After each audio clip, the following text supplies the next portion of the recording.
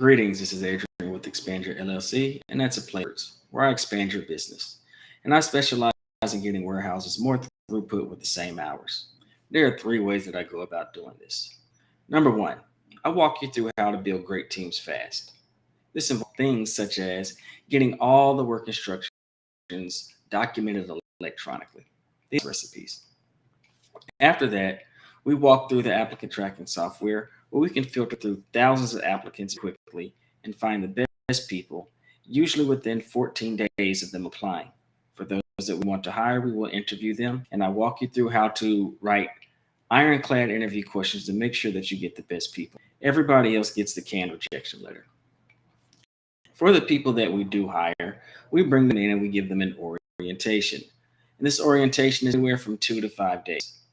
Now, what we cover in the orientation, direct deposit, benefits, we walk them through where the bathroom is, the break room is, the conference room is, let them know their manager, just get acclimated, direct deposit, benefits, system access, so that when they hit the floor, is that they don't have to ask again. Once we get to the floor, we give you 30 days in your primary assigned function. And for those first 30 days, we're going to give you feedback every single day, and we're going to what the process is, what you did well, and what you can do better. Now, once we get through this, we're going to cross-train you in one function upstream, downstream from your primary function. So in the event that Adrian calls in, we know that somebody else can fill in, can maintain business continuity. That's the first way. The second way is by getting all departments to work in place. Now, it's not just on operations to move 12 million units for the year. Human resources, IT, safety, engineering, procurement, marketing, transportation. So what we do is once we define overall goal for the company, we go to each one of those departments and we say, what are the top 3 to 5 things your department needs from the company in order to be successful? And here are the deliverables that you know the company is successful. What we do with all these questions is we compile them, and this becomes our meeting agenda. So we can meet up to 4 today and be vigilant about the health of the organization. We can quickly identify if any department is out of range, hitting its targets, and then we can ask questions. Okay, what are you going to miss? What help do you need from all the other departments who can help? How long do you need this help? And when do you anticipate recovery? Now, the beautiful thing is, even if we have no data, once we do this repetition for every day for a month, we have copious amounts of data that we can use.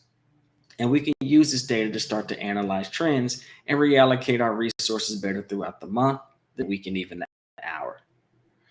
And what this does, it allows the company to go from reactive with the tail wagging the dog to being a proactive company that builds better plans and spends more time executing troubleshooting. And that's the second way. The third and final way is by getting the most out of the warehouse space so that operating at optimal efficiency all 4 seasons of the year. We start with understanding your space. Do I have a 50,000 foot ceiling or a 30-foot ceiling? After that, we look at the product that is in that space. My favorite example is back to college. Both happen around the same times of the year. Back to school is pens and paper. Back to college, microwaves and mini fridges.